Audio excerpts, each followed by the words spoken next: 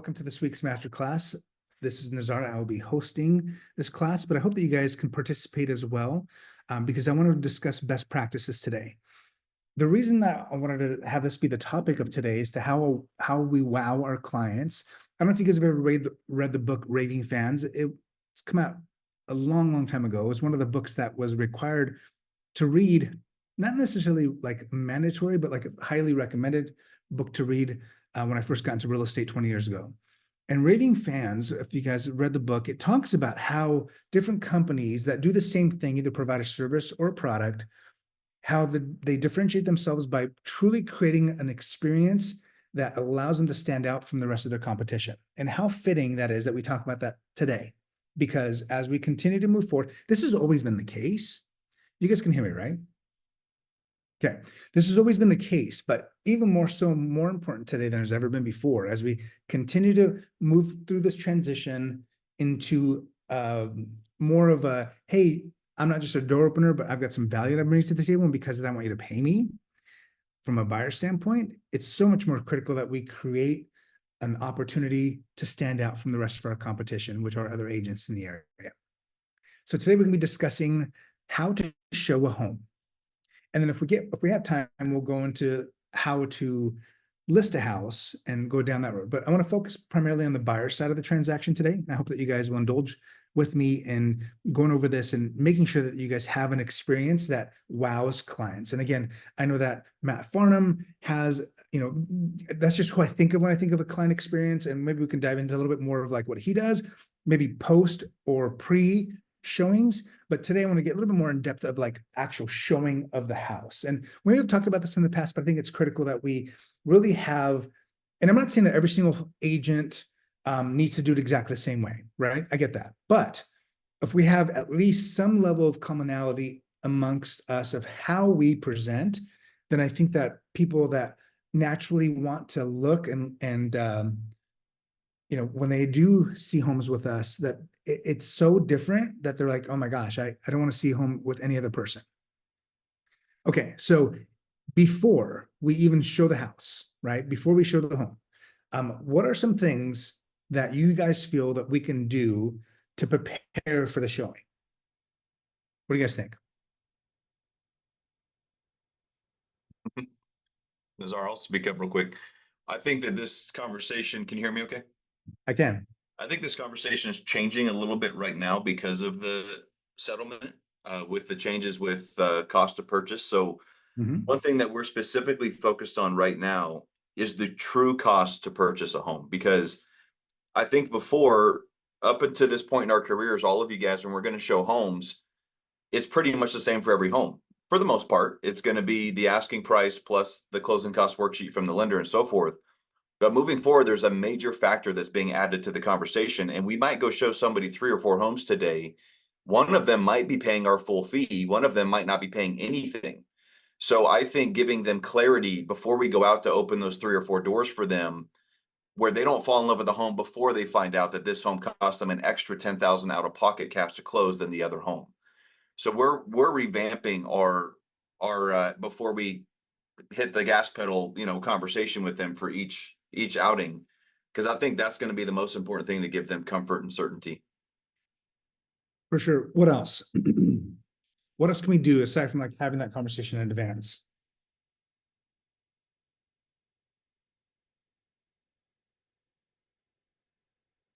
I'm not sure, like there's a ton of things that you can do, I think, but one thing that you can also do is be completely ready with printouts, with any questions that you think are going to come up, information on the properties, get all the documents that are in MLS ready for them.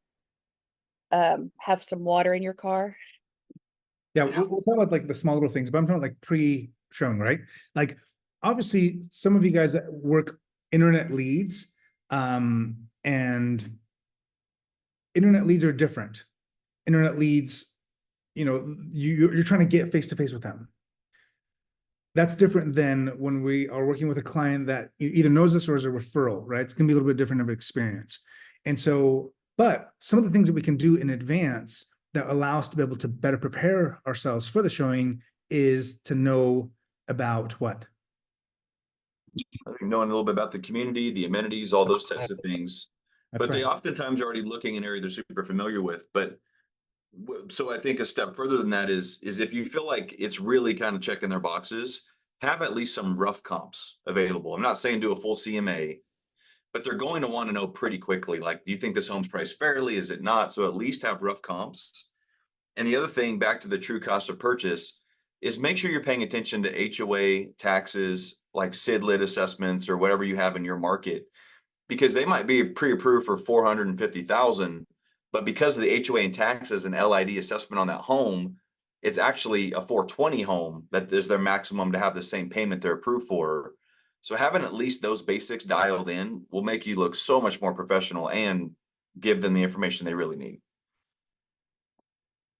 100%. Like in some areas, the tax rates fluctuate significantly from area to area, city to city, community to community. So having that information is obviously critical. Knowing comps of that particular house might be significant to know in advance so that they know if they want to buy that home or not, right? Having school information about that property, having the walkability of the home, like what's in the area, knowing what things are coming around, like if you're in more of a newer area, or if you're in a more established area, knowing what gentrification is taking place, right?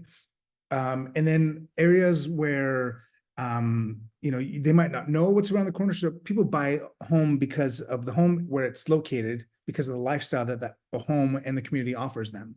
So knowing what's important to them, right? If they've got kids, knowing where the schools are, knowing where the parks are, knowing what, fun things you can do with the kids. If they're not, right, if they're an older couple, knowing what things that they might enjoy doing and then knowing where that is in comparison to them, knowing where the grocery stores are, knowing where Costco is, knowing where the gas stations are, right? Knowing about those things allows us to be able to just not be a door opener, but truly provide value. Now, the cool thing is, if you are showing homes normally in the same type of communities or similar areas, you can have all that stuff prepared. You don't have to go searching for it every single time, right? It's gonna be the same as far as community amenities are concerned. But knowing nuances like, obviously the HOA fee is going to be on the MLS, but knowing what they get part of the HOA will be pertinent information. Knowing what, community events that they have, like just things like that might get them excited about the community and the home that community is in is going to be critical for them. It's going to be huge for them. Again, the tax rates, knowing the ability to be able to not only buy the home, but like what they could look forward to when they buy the home. That's from the outside. Go ahead, Matt. Yeah, one more thing is if you're in an area with a lot of new construction, make sure you do that due diligence up front, because what you don't want is the buyer to say, hey, what do you know about that KB home community around the corner? Like, you should already know, and you should bring that to their attention for multiple reasons. But one, you don't want them to go finish a showing with you and then they go check out the KB home without you. So make sure you know the new home competition. 100%. I mean, that should be in it. If you guys do live in an area where there's tons of new construction, that should be its own book, right? Like every single neighborhood, every single builder, the floor plans of that community, updated price sheets of that home, like that should be in its own thing. Now let's talk about when you find out about what they like, right? Because you're talking to them in advance, then you go show the home. What are some things? Oh, sorry, Jessica, you had a question or a comment. You're muted, Jessica. Muted, Jessica. This might be common sense or talking to the choir, but read the agent to agent remarks and look at the documents in MLS, because I can't tell you after showing how many times agents will ask for the information that was there to begin with. Yeah. I mean, most of you guys know that's a huge pet peeve of mine, especially when they call you, want showing instructions. And even if it's simple as like, they want to know what the showing time phone number is because it's not on the MLS. I'm like, we're in 2024. Like, why do I need to give that to you? Like, why don't you have that number freaking memorized or, set on your phone? And yeah, like showing instructions could be like, we need, whatever. Yeah. Just follow the instructions. Absolutely. Great point. That's all right. I got one more quick one too. Yeah. I think this is part of the consultation too. And it goes very much in hand with what Jessica said about like reading all the info on the home before you show it to them. We call it rules of engagement. So I go over the rules of engagement with a client. And what I mean by that is your total approvability. Do you need concessions? What's your down payment? What type of financing? because there's going to be homes that Nazar says, I want to go see these 3 homes today. Well, if one of them already has 3 offers on it and I know they're at list and he needs concessions, I'm not doing him any favor by showing him that home today. In fact, I'm hurting his experience. So by coaching him up front and then getting those questions answered before you go show those 4 homes, you very likely should eliminate 1 or 2 of those because he really can't buy it. Yep.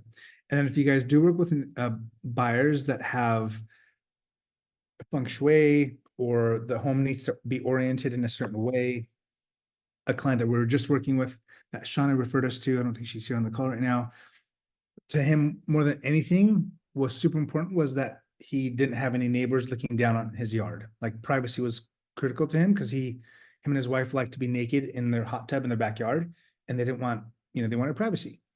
And so literally, like, that was this huge difference. So when I would show them a house that had, even if it was like a little neighbor that maybe from the corner could see into their neighborhood or in their backyard, they didn't want it.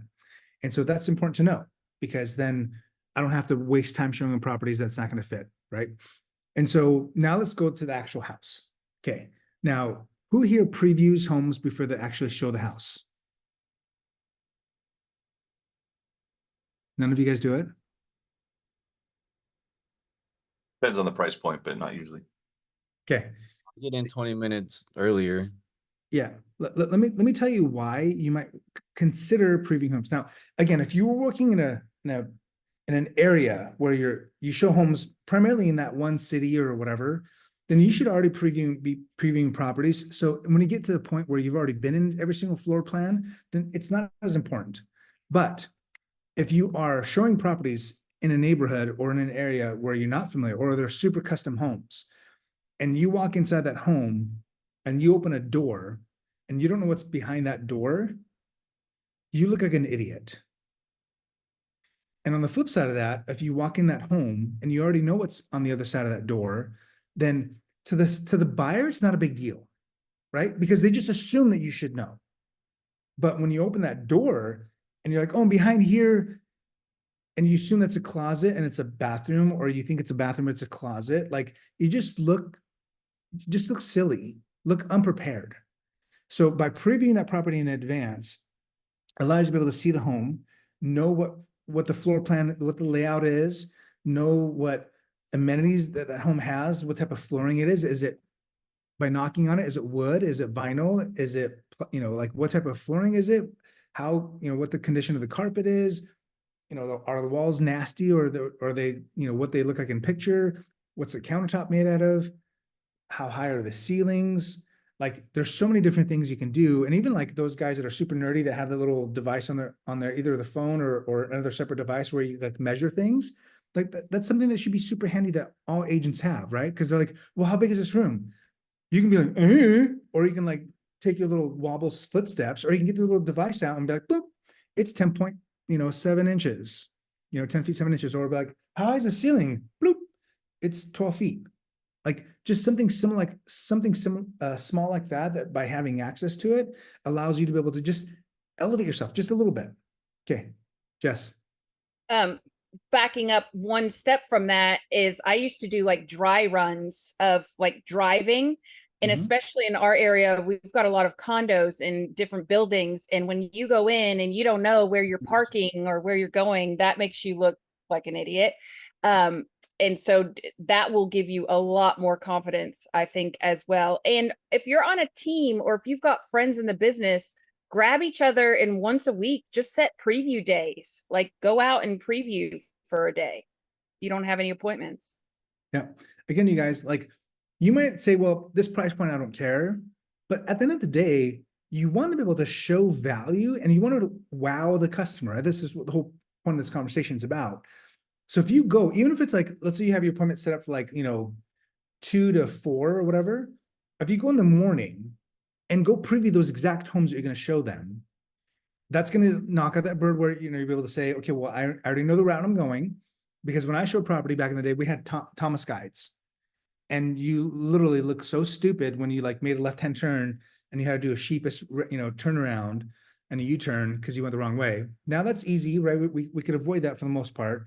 But knowing where to go, which route to go, which homes to show first, you've been inside every single home, That's going to allow you to be able to know the floor plan, the layout, how close to the proximity of things are, and it's just going to give you a really smooth flow of how everything goes. Now, once you go there, right? Ideally, for the very first house, you should most certainly be there 15 minutes before they get there, because if you're showing people or if you're showing homes to people that are a little bit more older, they're going to get there 10 minutes early. If you show people that are, going to be there right on time, getting there 15 minutes early is going to afford you the opportunity to be able to get inside. And what do you think we should do when we go inside the house before they get there? Turn the lights on. I know it seems simple. I know it seems like a given, but I know that most agents don't do that. Most agents will not spend 5 minutes going inside and turning on every single light, opening the blinds. If there's a view, freaking showcase that view, right? If the thermostat's there and you know how to turn it on, turn it a little bit lower. If it's not, like if it's a vacant house, make it look presentable, bright, open. Now, my son just got his real estate license, and he's been showing property with me, and I've been going with him to kind of give him the ropes. What I tell my clients is, now again, here in California, here in Utah, it's 110 degrees right now. I'm sure Arizona or Nevada, it's just as hot as well. And so I will have my clients stay in their car where it's nice and air conditioned. I'll go inside. Now, the first home, I'm already there in advance. So as soon as they get there, they can walk out of the car and go inside the home. Again, I've already previewed the home. Every single light's turned on. I know as much information as I know about the community, the house, the builder, all the amenities all around. I know all that information. It's all in my head or written down. The year the house was built, how many bedrooms, bathrooms it has, a square footage, lot size, like all that stuff should be readily available. And if someone asks you a simple question like, how many bedrooms does this have?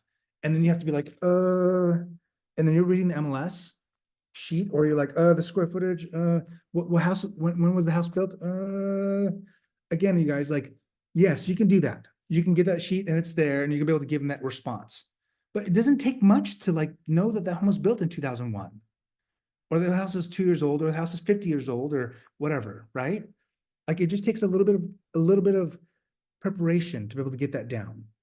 And then every single light's turned on, air conditioning's nice. Again, if you want to bring a portable speaker and put some nice classical music there, because you don't have control over what the seller does, turn some nice music on, get some like Febreze or something that smells good and like spray it, especially in the entrance. So when they walk in, they get this nice smell. Like those are the small little touches that allows you to be able to just make a big impact. Okay. Now, after the home is shown, I know this is a given, but again, I think it's important to reiterate. Do not talk about what you don't like or what you like about the property. For the love of all mankind, you are not the buyer. You are not the buyer. So if you love white kitchens, and you say, oh, this has beautiful white cabinetry, and they hate it because they're older and they like oak or some type of mahogany or wood, whatever it is, then when you say accentuate how beautiful those white cabinets are and they don't like it, then there's a disconnect between you and them. And they're like, oh, Nazar doesn't know what we like. Even if they don't say that verbally, they're thinking that in their head. And then they extrapolate that thought and say, well, Nazar really doesn't know what we like in all the different aspects, not just the cabinet color. So just like what Matt was saying, knowing that information in advance, knowing what they like or don't like, and obviously as you continue to show them, you're going to be able to ask them more questions and get that information, and therefore not accentuate that in the future homes that you show them. But again, like a simple example is vaulted ceilings.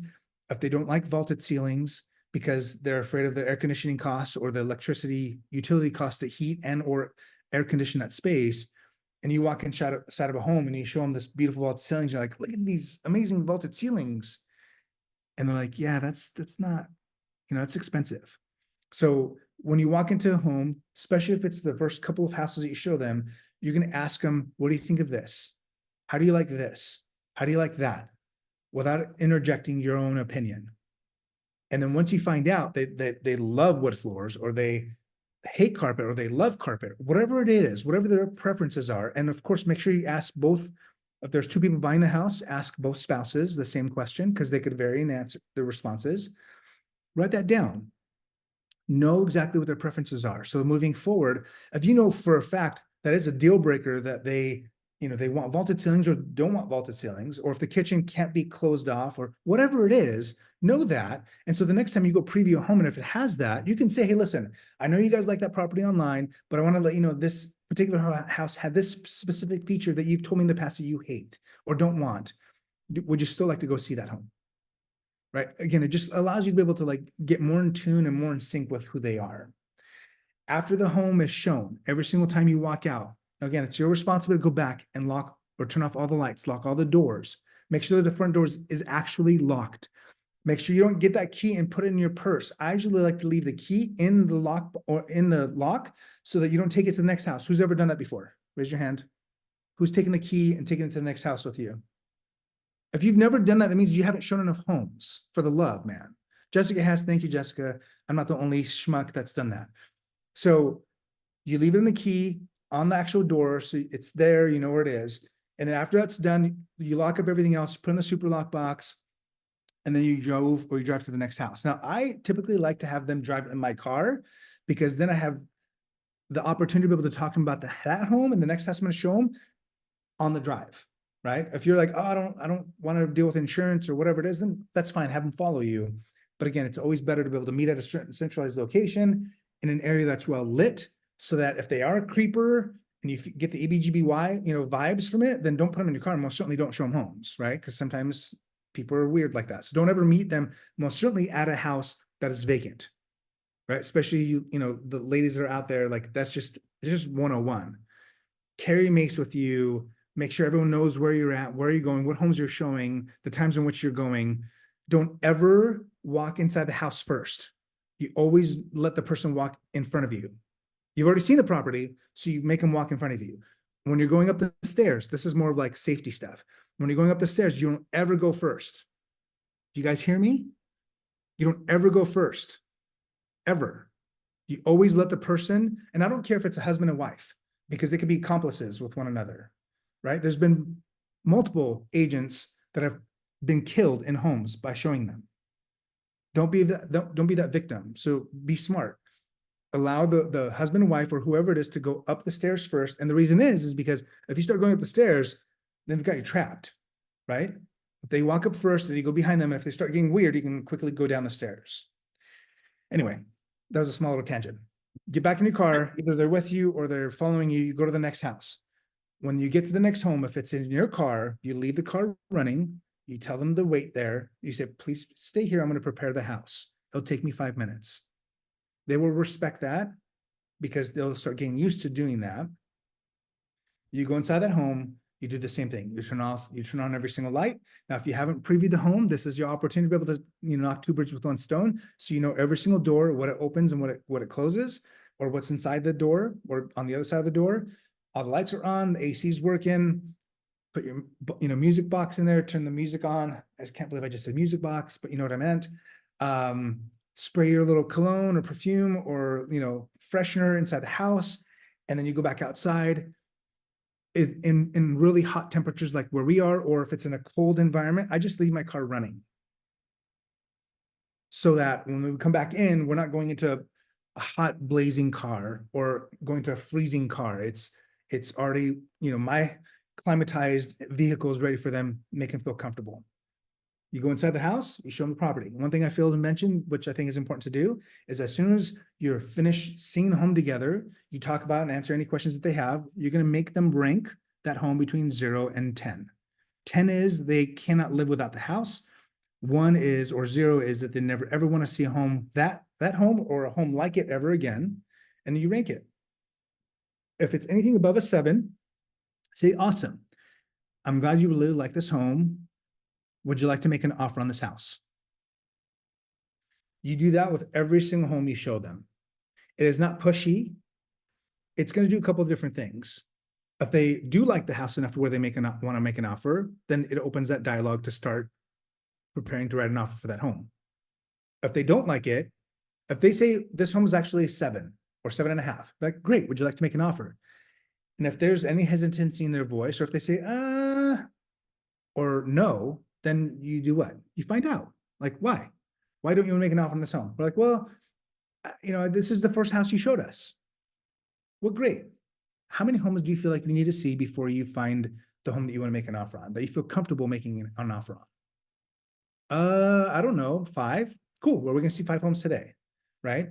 I need to see 20. If they tell you they need to see 100 homes, I would start questioning why that is, right?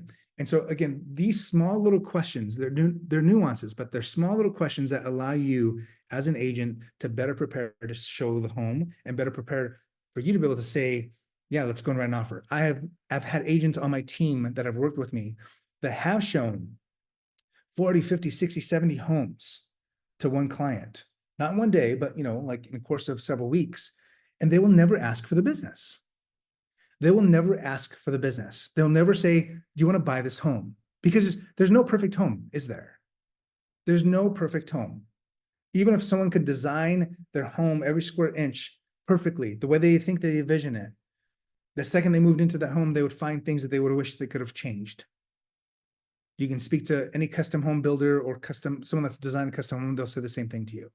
Or even if it is perfectly as it is that moment, in a couple of years, their lifestyle changes, then their design or their desire for that home or how they utilize that space changes.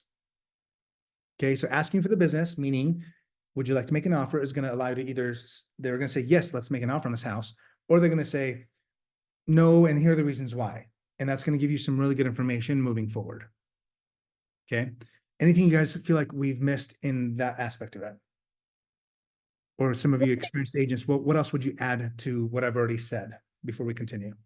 One thing I really like about them riding in your car is the fact that you can listen, because we all know that at property now, people have cameras and Ring doorbells. And so if you want to say, let's wait till we get in the car to talk about it, then I think that's a great thing. That's a great thing that I completely forgot to mention. Yes. Smart technology in both aspects of it. One aspect, number one, hey, I want you guys to know, as we continue to look at, or as we look at homes today or moving forward, Ring cameras inside the house, or audio devices are all there. And you got some creepers, right, that will listen to every single thing you have to say. And if you go inside and you just trash the home, then guess what? Even if you do want to make an offer on it, that seller is going to be offended by you. Is not going to want to work with you, not going to want to sell you their home. Or if you say, oh my gosh, this is the best house ever, and then you try to lowball the home or try to make an offer, the seller's going to know that you absolutely love that house. So keeping your conversations about that particular home might be very well best had inside your car. So great point, Jessica. A second point to that is, by knowing or not knowing the technology that home has could either make or break that deal. Okay, so if I were to ever sell my home, every single light bulb and door and blind is controlled by automation.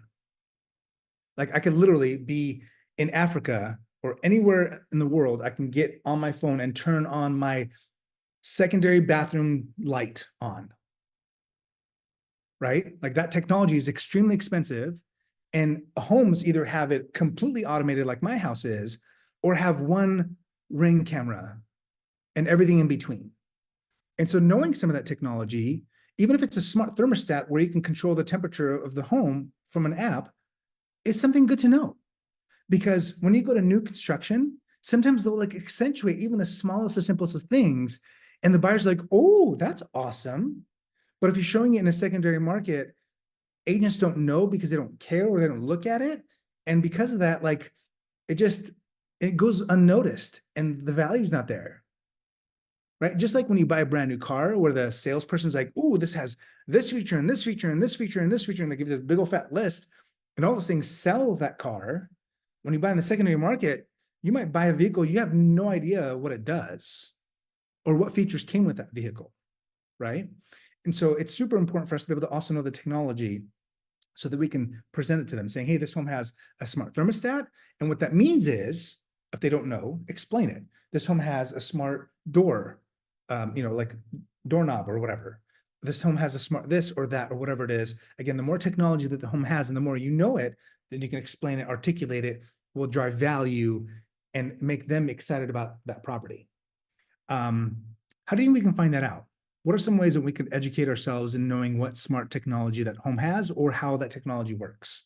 What do you guys think?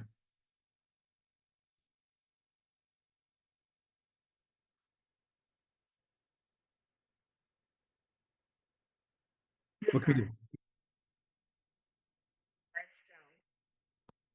I can't hear you, Joan. Can you speak up? Can you hear me now? Yeah. Okay. If it's new construction, I mean, you should be able to walk through a model home and ask the agent who's there, holding the home open, walk me through this entire home. Tell me every feature that is available in this home, or, if you're going to look at another model that maybe doesn't have all of those features, you Mhm. need to know that too, because a lot of times they deck out those model homes. And if you're going to do a build job, that may not be included. And we all know some of those builders really jack up those prices on things that they add. So I think you need to know that too, that, just because it's there in the model home doesn't mean it's going to be in the home that you buy. 100%. And with that, if you guys do have new construction nearby, I invite you to go to that home and have that salesperson show you one of the homes. Because guess what they're going to know? They're going to know exactly how high their ceilings are. They're going to know all the amenities that that community has. They're going to know every single nuance of that house and how amazing the windows are and the doors are and how high the doors are. Are they 7-foot doors? Are they 8-foot doors? They're going to know the type of wood that is in the cabinetry, where it came from, the countertop, like all the stuff, including all the technology that is involved with that house. They're going to know it. And I used to be afraid to have the salesperson like tell my clients those things because I felt like an idiot. But that's okay. It's okay for that person to sell the house because it's actually going to teach you how you should be selling homes when you're even looking at homes that are, resale. Right. What else can we do? How else can we learn about the technology? Or how can we learn about what is unique about that particular house that makes it special? What do you guys think? MLS or just any type of agent remarks, even walking through the property, you can see with your own eyes. True. What else? I think using Google. I mean, if Agent Mark says something and you don't understand what they're saying all this great stuff about the house and you don't know what that refrigerator is or that technology is, Google it. Yeah, you can Google it. What else? I mean, I think a lot of people are shy about reaching out to the listing agent, but they should know, but a lot of them don't even know that, But they could. And in fact, most certainly they're going to have more information about the property that they've not disclosed in the MLS that they have in their brain because the sellers told them. Right? Yeah. You guys, when you go show homes in Beverly Hills or Newport Beach, where you're showing like 20, 30, 40, 50, $100 million properties, I'm going to meet you, Joan, because it's in some audio background. Guess who's there all the time? The listing agent. Why? Because that seller has spent a crap ton of money for that home and knows every single thing about that house that makes it expensive. And therefore, that listing agent or that seller has told the listing agent everything, and that listing agent accompanying that showing, even though it might seem obnoxious, is really good because that listing agent's job is to know every single nuance about that home. And sometimes if you don't know, it's good for them to be able to say these things, right? To be able to show your clients or tell them about it. And it's also good for people to know as well. So you can call them, you can read the MLS, you can learn and Google stuff on your own, but all those things can be done. Now, everything we've talked about to this point, does it seem like it's overwhelming or a lot? What do you guys think? I'm seeing your head shake no, but how often do you guys do all those things that we just mentioned? How often do they just say, oh, I want to see this house on Van Ness Street? Okay, cool. You show up late, you open the door, and then you get on your phone, Tessa, and you like check your text messages or maybe even obnoxiously enough, take a phone call when you're with your client talking to someone else. Lights are all off. And you're like, yeah, go ahead and preview and let me know what you think. And just stay outside or just walk inside, completely ignore them. I mean, I typically take my tablet in with me, and I have pulled up the MLS where we can look at the seller's disclosure if they have questions that it's online, and maybe some other information about those things you talked about, as well as you look at flood maps and things like that. So, I mean, yeah, I'm there with them answering questions and trying to give them information as much as possible. Yeah. You guys, when you don't do those things, and even it's a small little things, like it just stands out. Okay. Okay. Who's ever shown homes for like more than 2 hours? Where you've like spent 5, 6, 8 hours showing property? Okay. Does it get exhausting? Yeah. Have you shown homes like that and you're just completely gassed, where you just have no energy because you haven't eaten anything, like any of that stuff? How do you feel? Have you guys ever been in a situation where you're showing property and you get hangry? Or you get like tired? What are some things that we can do to be able to mitigate that? Well, I've done a couple where I've traveled the distance up, into the mountains here in California. So I took protein, little meals. I took like Fairlight, that chocolate milk. So that kind of fills me up. I have water. So I have snacks just in case, wherever I get stranded. But that's what I do. So that way I don't get that way, because it is exhausting. And if it is for me, then I can only imagine what it is for my buyers. I'm glad you mentioned that last part, because I was like, I wasn't talking about you. I was wanting you to think about yourself so you can actually think about your clients, because it's about your clients. Because if they're hangry, if they're like nauseous because they haven't eaten, or they're just, their blood sugar levels super low, and so just get very, apathetic or lethargic, guess what? Like, they're not going to see homes anymore. They're going to be, completely wiped out. And so by having snacks in your car, I just, mention this, like having a cooler with bottles of water, soda, a little snack bag of like chips and protein bars and different things like that, and offering that to your clients with every showing or after every showing, is one way that you can, again, differentiate yourself from the rest. If it's branded water you guys have, or whatever it is, just having like a cool little box or bag or whatever it is, nicely decorated with all those things, could make it so much more of a better experience. And then if you are going all day, then inviting them to lunch, right? Say, hey, let's go ahead and, take a breather. Let's go grab lunch on your dime, right? Pay for it. And then talk about the homes, just get to know them a little bit better, build that rapport with them. So it's not just a transactional experience for them, but they're actually becoming friends with you, right? You get to know them, and stop talking about you during the transaction or during that time. Make it all be about them. Like, have a list of 20 questions that you could ask them to know a little bit more about them. Ask about their kids, their grandkids, their dog, their cat, whatever they're into, why they're moving here, where they're moving from, like all those types of things that allows you to be able to just better build a rapport with them, and allows them to feel like, man, this person gets me, that they get me. Matt. Yeah, the cooler idea is excellent if you're in a really hot market, and you can get like the cooling towels you can put in there. The little fans that spray with a little fan on them are super cheap and cute. Like, it's kind of a cute, cheesy thing that clients get a kick out of. But I would also recommend that when you're mapping out your showings, and usually a lot of those are by appointment, I would tell your client up front that you're going to map in like bathroom breaks, like Starbucks, so they can grab a coffee and go. Because even though they can use the bathroom, they're never truly comfortable doing that at a home. So schedule that in. I love that. Yeah. Bathroom breaks for sure. I mean, last time, me and Jay showed homes for 6 hours. Like, I was hungry. I'm sure he was. And we're like, hey, do you guys want to stop for lunch? It's been, 3 hours. They're like, no, we just have 2 meals. I'm like, mother flipper. Like, dang it, I want to eat something. And, but at least we stopped at a gas station and we got them cold water.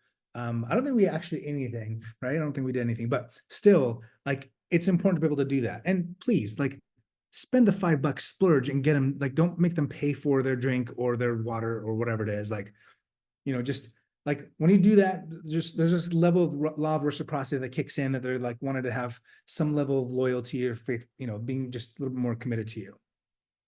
Any other thoughts or ideas of how you can make the showing experience magical or create raving fans with those clients?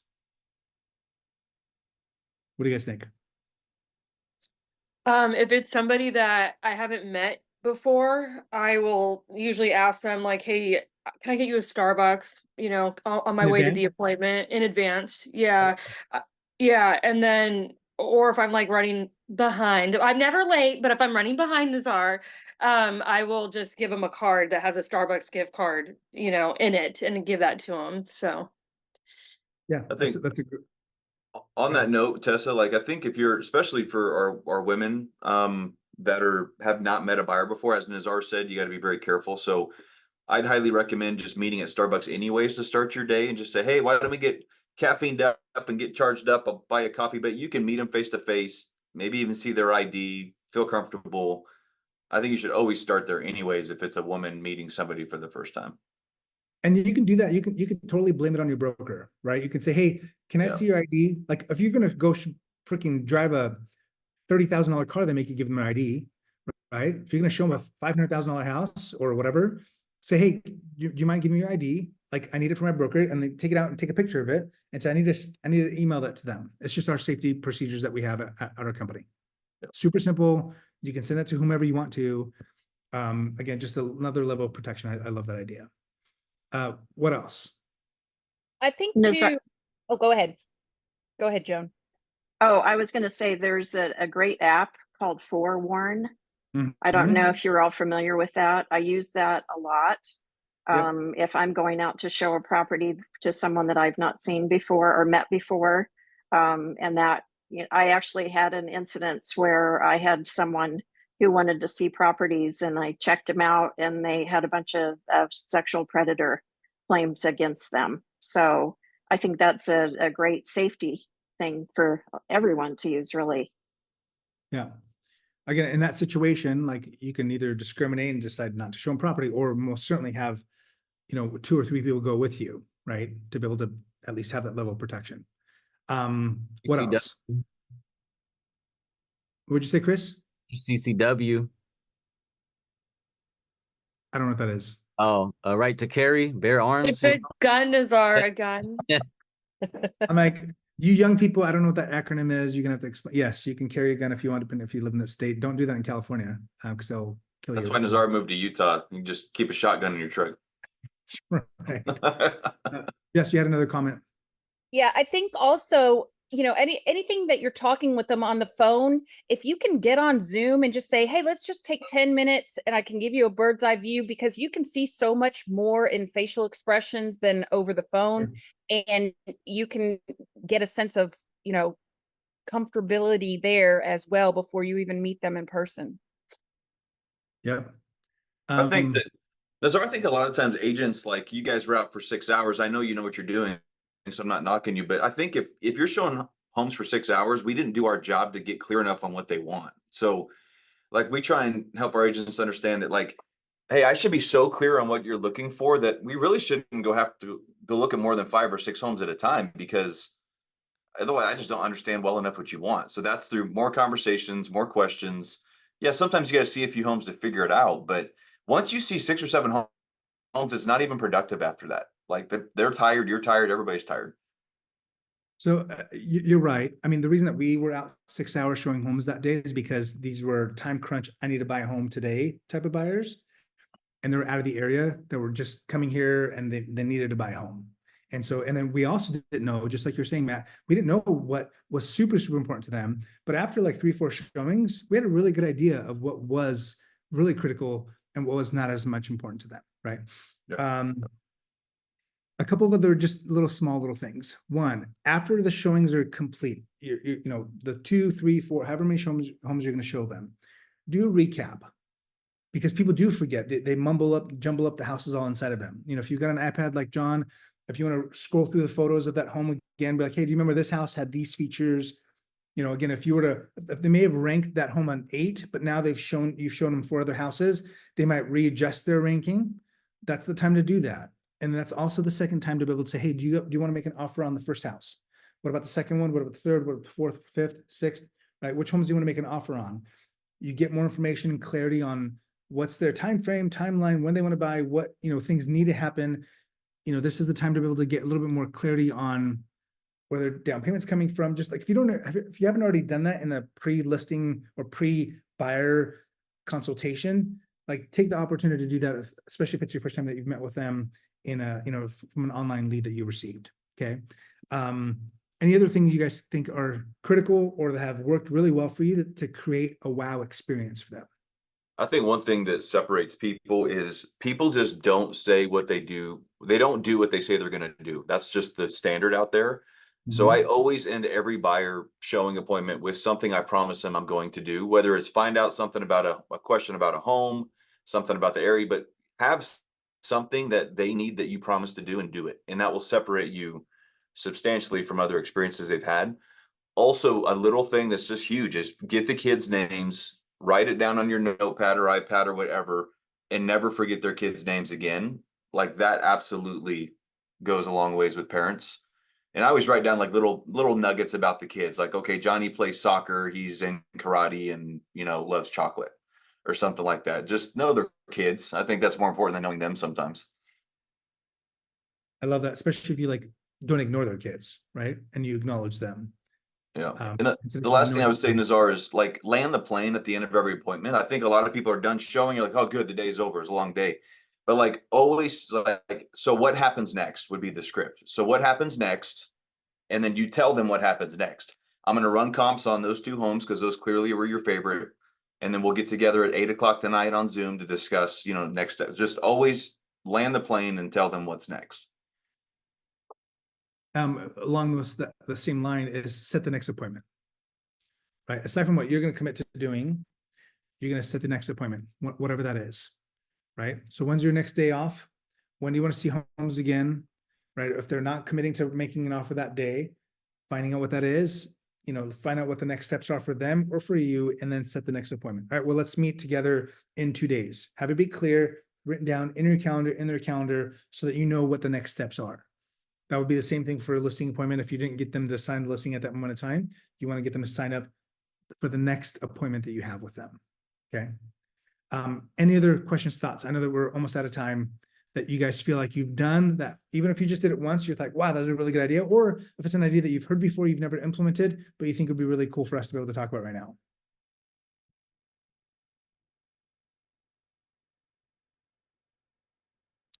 Love it. That's great.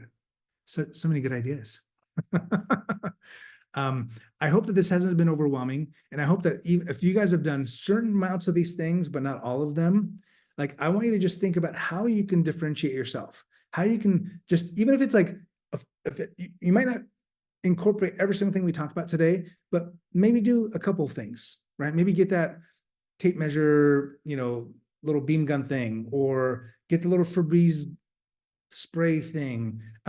Like what's really cool about, I forget which Marriott, or I don't know if it's a Marriott or a different hotel that I went to, and they would have a specific scent.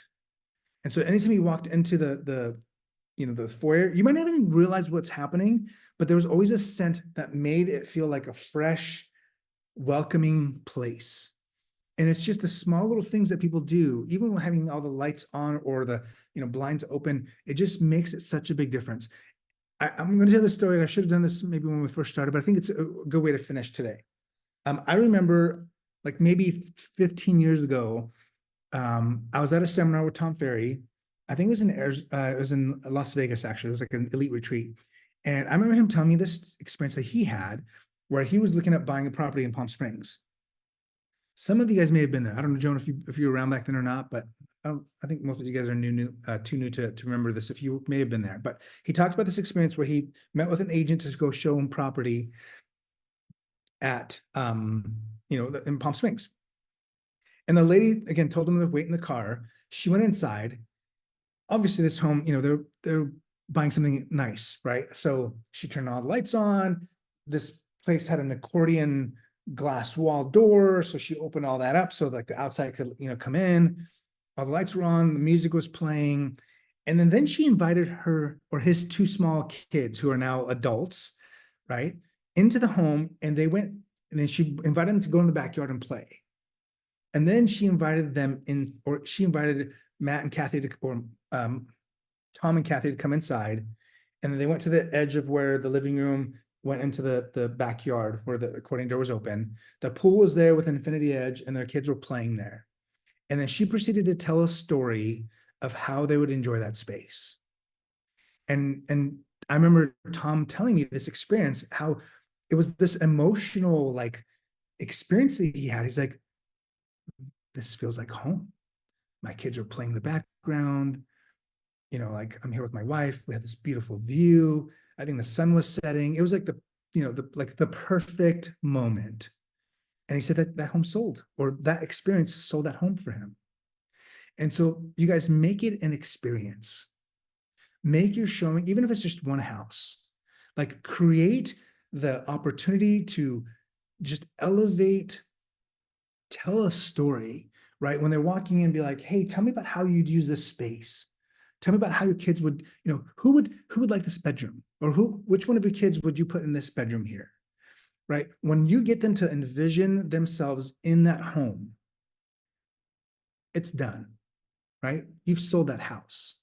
So take the opportunity to do that, right? If they're sewers and they're looking for a room to sew, if they're into yoga or whatever they do, if they work from home, like try to envision them. Most people already do this to some degree, but if you can continue that or help facilitate that in that vision, then it allows you to be able to make that connection with them. Okay. All right, guys, I hope that you guys found this training useful. I hope that at least it sparked you guys have a little bit of desire to be able to elevate your showings and elevate you as an agent, so that they will have a desire to continue to work with you and sign that buyer broker agreement and buy the house with you. If you have any other questions or concerns or whatever it is, please reach out to me. Otherwise, thanks for being here. I appreciate you guys' time, and I'll see you guys next Thursday.